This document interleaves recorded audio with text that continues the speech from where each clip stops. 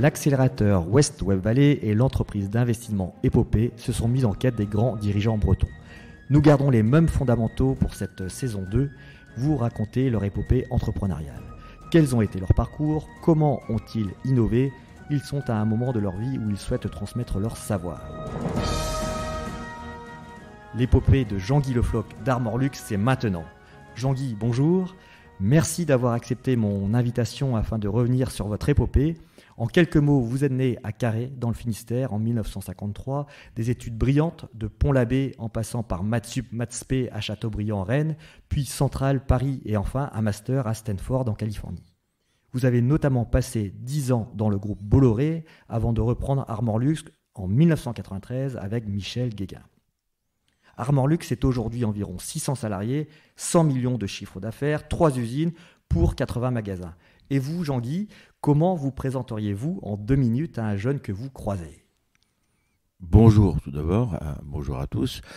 Écoutez, comme un garçon qui, dès la 6e, s'est dit qu'un jour il reviendrait travailler en Bretagne, mais que pour avoir plus de chances de revenir, il fallait faire beaucoup d'études, donc déjà travailler à l'école, voilà, et c'est ce que je dirais à un jeune. Bon.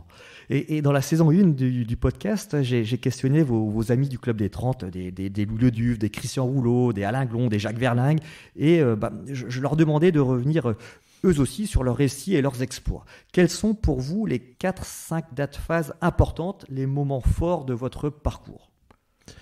Le moment sans doute le plus difficile psychologiquement, c'était de partir dans les années 70 aux États-Unis.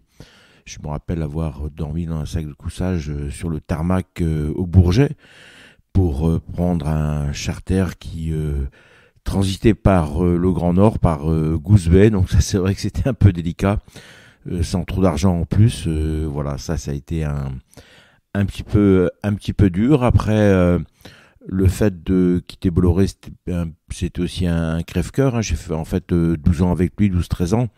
Et voilà, ça a été un peu difficile, mais bon, je regrette pas du tout. J'ai trouvé ma voie ici, ma voie bretonne. Après, ici, on a vécu un drame terrible quand l'usine de Quimper a été inondée en 2000. Là, ça a été un vrai cauchemar. Il a fallu surmonter cette épreuve avec beaucoup de force, beaucoup d'énergie, beaucoup de détermination.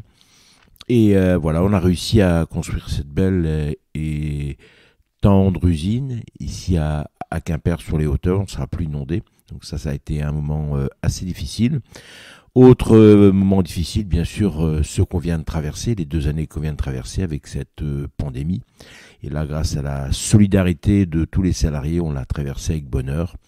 On a eu très très peu de cas chez nous, aucun désastre, tout s'est bien passé, la santé financière de l'entreprise a été complètement préservée. Donc voilà en gros, résumé, les quelques difficultés que j'ai traversées en tant d'années.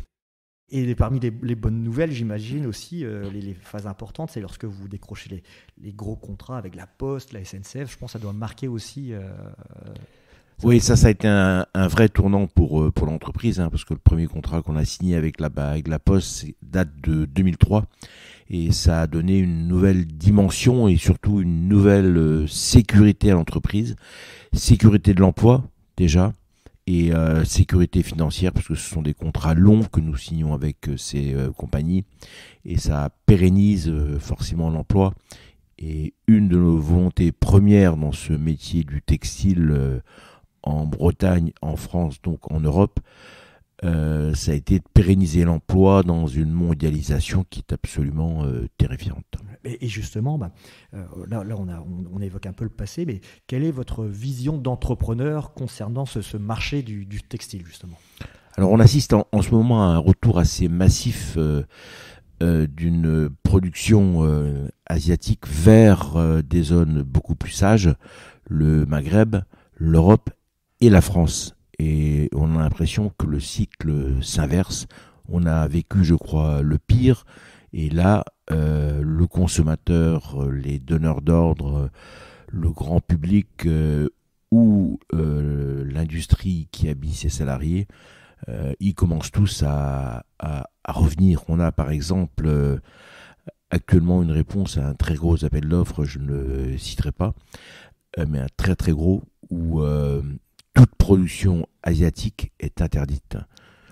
Et vous voyez que le monde tourne et les choses changent. Donc au niveau de la production nouvelle qui s'annonce à nous, l'obstacle qu'on a maintenant, c'est le recrutement. C'est-à-dire on ne trouve plus grand monde, malheureusement, dans nos métiers. Vous avez ouvert une espèce d'académie avec Pôle emploi, si je ne dis pas de bêtises. Oui, on l'a fait on l'a fait 3 fois sur des périodes de 6 mois. Malheureusement, le succès n'est pas féroce. Et on a beaucoup de mal à recruter, que ce soit d'ailleurs dans le monde du web, celui que vous connaissez bien, ou dans le monde plus modeste de la confection. Les deux extrêmes de l'entreprise sont confrontés aujourd'hui à ce terrible non-chômage, alors qu'il y a du chômage. Enfin, voilà, c'est assez incompréhensible pour un non-économiste que je suis. Comme de nombreuses sociétés bretonnes, le groupe donc Armor Développement s'est construit notamment grâce aux stratégies de diversification et d'absorption. Je pense aux fileuses d'Arvor, Bermude. Quels conseils pourriez-vous donner à ce sujet? Je dirais qu'il faut effectivement toujours essayer de grossir. Plus on est puissant et important, plus c'est facile de négocier à la fois avec les fournisseurs, mais aussi avec les banques, avec les salariés. Enfin, je crois que la taille a de l'importance. Et un des drames de notre pays, c'est que c'est blindé de PME, mais que les ETI manquent cruellement. Donc nous, on a essayé de grossir pour atteindre ces fameux 100 millions qui sont une première étape. Et mon conseil, y compris aux startups, quand elles sont stabilisées, c'est de grossir, bien sûr, assez vite pour atteindre des tailles critiques. Donc dans votre métier du textile, on va assister à de la consolidation. C'est sûr que nous, on est dans cette phase aujourd'hui où on fait de la croissance endogène ou exogène. Et on s'aperçoit effectivement que la sortie de Covid n'a pas été aussi simple pour beaucoup d'entreprises textiles que pour nous. Donc on va certainement dans les mois et les 2 années qui viennent grossir de manière sensible. Ouais, d'accord, ok. Et en plus justement des fusions et acquisitions, tous les grands patrons bretons ont en commun une culture de l'innovation. Comment avez-vous traité ce sujet tout au long de l'épopée d'Armor Luxe? Alors le textile est un métier très ancien, c'est un des métiers les plus anciens du monde, parce que voilà, les gens ont commencé à s'habiller très tôt, bien avant l'Antiquité. C'est un métier qui est complètement mature en termes techniques. Nous, on suit malgré tout ce qui se fait de nouveau dans les tissus, dans les mécanismes de tissage et de tricotage. Donc tout ce qui est technique, on le suit véritablement comme le lait sur le feu, malgré la faiblesse de ces nouvelles technologie dans notre métier, mais on est au courant de tout et on utilise tout ce qu'on peut utiliser de nouveau. Il y a un autre aspect novateur dans ce métier que nous on a pris en compte très très tôt, c'est la RSE. La RSE, c'est devenu un petit peu un cheval une grande crainte pour ceux qui commandent des vêtements. Et une grande chance pour une maison comme la nôtre qui s'y est mis très tôt, en 2000. Et aujourd'hui, on est certainement en France un des acteurs les plus pertinents en termes de RSE.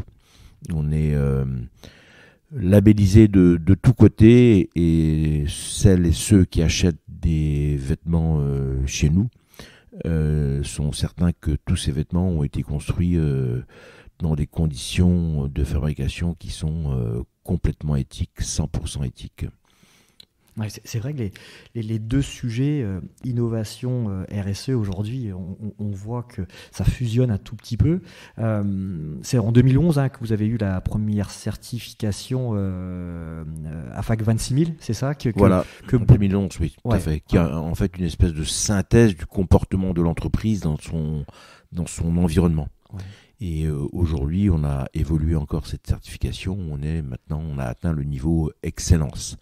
Pas pour nous lancer des fleurs, mais voilà, on est exemplaire. Non, mais justement, c'est important parce que on voit que Produits en Bretagne aujourd'hui se mobilise sur cette histoire de normes 26000 et il faut des porte-drapeaux, des exemples. Et c'est bien de voir que vous n'avez pas attendu, entre guillemets, toute cette histoire un peu de phénomène, de tendance, de fond. Vous l'avez pris très tôt en main. Mais j'aimerais revenir justement sur ces histoires d'innovation. On a brièvement parlé tout à l'heure de seconde main. C'est des sujets que vous regardez. Est-ce que par rapport à vos cibles, à vos clients, la seconde main, c'est quelque chose que vous... Ouais, bien sûr, c'est une tendance lourde du marché. Donc, on regarde attentivement ce qui se passe dans ce segment de marché qui avance très vite. On ne peut pas en être absent. Et effectivement, tout ce qui touche autour de la vente moderne par Internet, tout ce qui touche à ce phénomène de société, on y est très sensible. On a aujourd'hui une quinzaine d'ingénieurs qui bossent chez nous dans ce domaine. Ils regardent tout ce qui se passe et on est très attentif aux vêtements de seconde main parce qu'on sait que ça va percer très vite. Ouais. Nous, c'est vrai qu'on voit au travers d'une de nos startups qui s'appelle Patatam, aujourd'hui, on voit que la seconde main crée énormément de flux aussi dans les magasins traditionnels. Ouais. Justement, vous parliez de R&D, des 15 ingénieurs sur 600 salariés.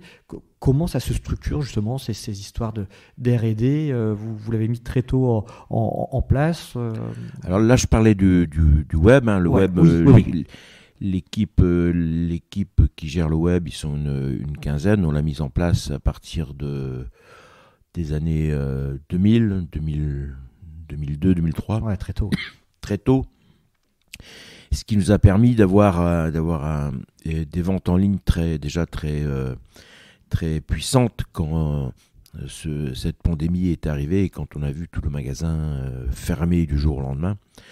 Le web a pris le relais très clairement et ça nous a aidé à passer ce cap avec beaucoup de bonheur. Donc heureusement qu'on avait ces ventes en ligne, qu'on les avait mises en place là aussi il y a fort longtemps. Ça nous a vraiment aidé. Ouais, d'accord. Et ça rejoint l'innovation, le RSE, tout ce qui est traçabilité du textile. On voit des choses sur la traçabilité alimentaire. Là, je pense à une entreprise innovante du côté de Saint-Malo, ça s'appelle Vigie.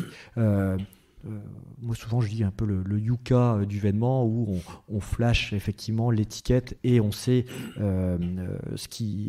comment a été construit le produit. Ce genre de traçabilité, c'est des choses que vous pouvez faire simplement étant donné que la production est ici. Chez nous, on a commencé à tracer de manière exhaustive quand on a travaillé pour des grands groupes comme la Poste ou des grandes maisons comme la Police. Là, il fallait absolument que tout soit tracé. Il fallait qu'on puisse ramener des lots entiers en cas de défection. Donc, chaque vêtement est intégralement tracé. D'accord, ok. Et pour clore le sujet un peu innovation, une question que j'aime bien poser, donc pure fiction. Si vous étiez primo-entrepreneur aujourd'hui, si vous aviez 20 ans, quel type de société lanceriez-vous face à cette concurrence des Google, des Apple, des Facebook, des Amazon ou ce qu'on appelle les Batix un peu en Chine? Vous êtes passé par Stanford, la Californie, vous connaissez. Est-ce que vous iriez sur quel type d'entreprise? Bah écoutez, ça c'est une bonne question. C'est vrai que j'ai passé un peu l'âge des nouvelles technologies.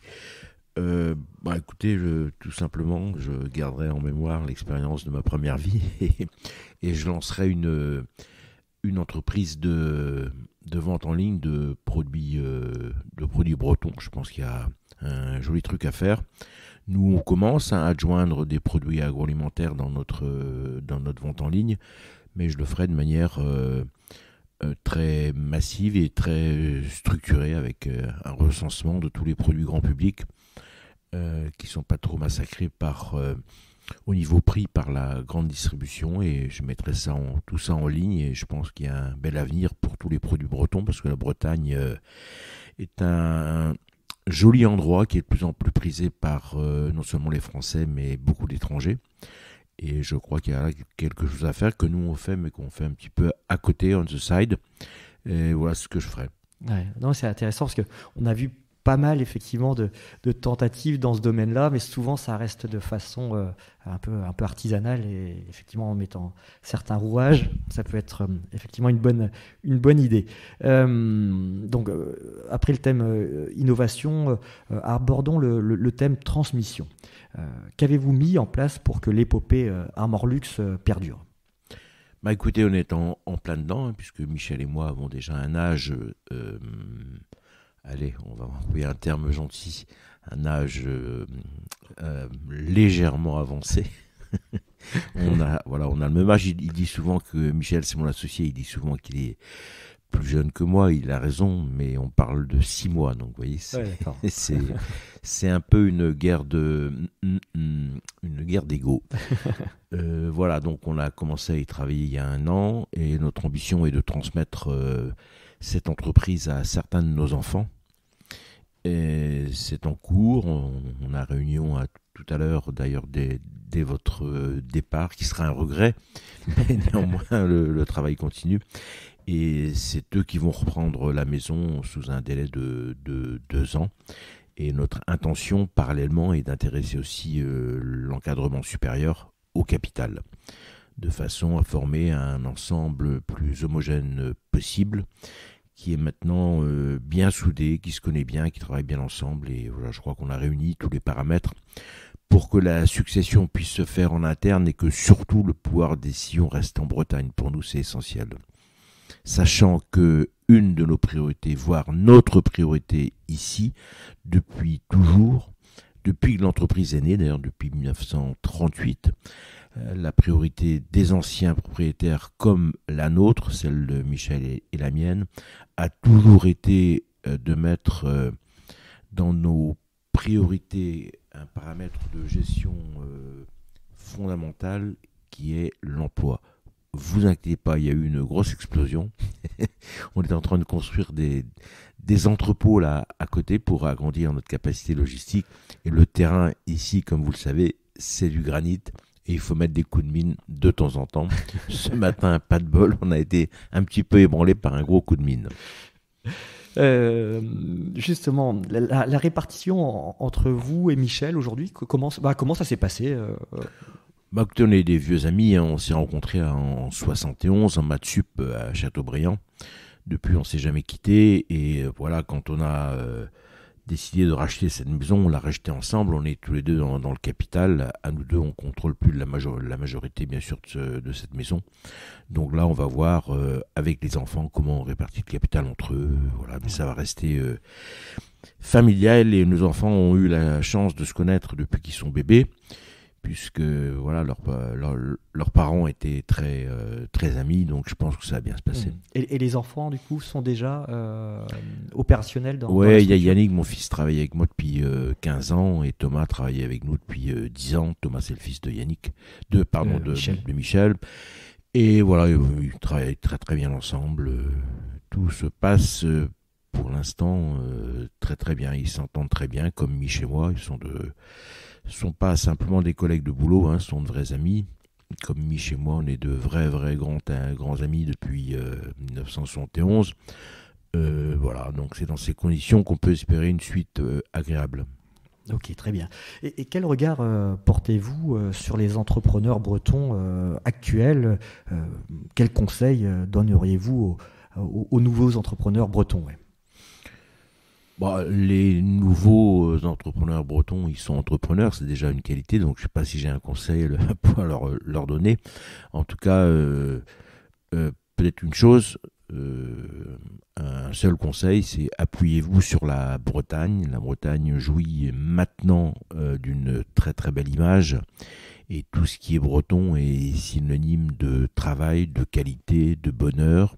Ça rassure, ça fait du bien et ça porte loin. Et vous avez des entrepreneurs bretons en tête, vous voulez mettre la lumière un tout petit peu sur certains d'entre eux Non, je ne vais pas prendre d'exemple, ce Ouais. serait désobligeant pour les autres, mais en tout cas, je suis épaté par le nombre de nouveaux arrivants et c'est tant mieux. Et je suis épaté aussi par le nombre de startups qui fleurissent ici. Et j'espère que grâce à vous, d'ailleurs, on aura l'occasion de faire des choses ensemble. Avez-vous un peu de temps à accorder justement afin d'aider ces jeunes entrepreneurs bretons? Ouais, j'en vois beaucoup. Il y a beaucoup qui m'appellent et je les reçois systématiquement. Surtout avant qu'ils ne montent leur entreprise. Je leur donne les conseils que je peux leur donner. Il y a souvent des conseils de nature financière, bien sûr. Moi, je n'ai pas aujourd'hui l'esprit de ces jeunes guerriers qui n'ont absolument pas peur des dettes. Moi, j'ai toujours mené cette maison avec une gouvernance prudente sur le plan de l'endettement. Donc, j'ai pas la fougue de ces jeunes, mais j'ai comme tendance à leur expliquer que des dettes, c'est fait pour être remboursé un jour. Donc, faut quand même faire un petit peu attention. Et selon vous, quelles sont les plus belles épopées bretonnes qui seraient invitées dans ce podcast? Vous faites partie du Club des 30, mais est-ce que vous avez des... Ah, mais écoutez, moi, bien sûr que je citerai d'abord mon ancien patron, hein, si vous arrivez à l'approcher, Vincent Bolloré, qui est quand même un exemple assez incroyable de réussite. Il est parti de zéro en 1982. Il a racheté, je crois, pour 4 euros l'entreprise familiale qui n'était plus dans la famille. Et ce qu'il en a fait, c'est quelque chose d'assez ahurissant. Donc il y a bien sûr Vincent que je mettrai à côté des deux autres, hein, que sont sans doute François Pinault. Puis il y a un autre garçon que j'aime beaucoup, qui a beaucoup entrepris, c'est René Ruello, qui est... Voilà, je sais que vous avez interviewé Monsieur Le Duf. Monsieur Ruello mérite aussi, René mérite aussi d'être interviewé parce qu'il a joué un rôle important dans la structuration agroalimentaire du pain et de la viennoiserie en Bretagne. Et parlons tout petit peu du Club des 30, les coulisses. Est-ce que vous avez des anecdotes à nous raconter? Comment ça se passe? Bah écoutez, pas trop, parce que pour tout vous dire, je ne le fréquente plus trop, faute de temps. On a eu beaucoup de choses à faire pendant toutes ces années. Voilà, donc en fait, j'y vais pas très souvent et j'ai l'occasion d'avoir certains des membres au téléphone. On se rend des services, mais ça reste des services qu'on gère au téléphone et voilà, ça se passe très bien. À titre, alors je sais pas si René en fait partie, mais à titre d'exemple, quand on a été inondé ici en 2000, un jour on voit débarquer dans la cour de l'usine un semi entier de produits agroalimentaires. On se demandait ce que c'était. Donc on a demandé au chauffeur, il nous a montré un bordereau de livraison et il y avait à l'intérieur de ce camion 800 galettes des rois que René nous offrait pour rendre la vie un peu plus douce à tous ces salariés qui étaient en train de nettoyer une usine pleine de boue. Voilà, c'est ça aussi, je crois, la solidarité bretonne. Excellent. Et justement, dans tout ce parcours, on n'a qu'une demi-heure en échange, c'est le format de ce podcast, mais vous ne revenez pas sur la Légion d'honneur. Je pense que c'est quelque chose d'important pour vous.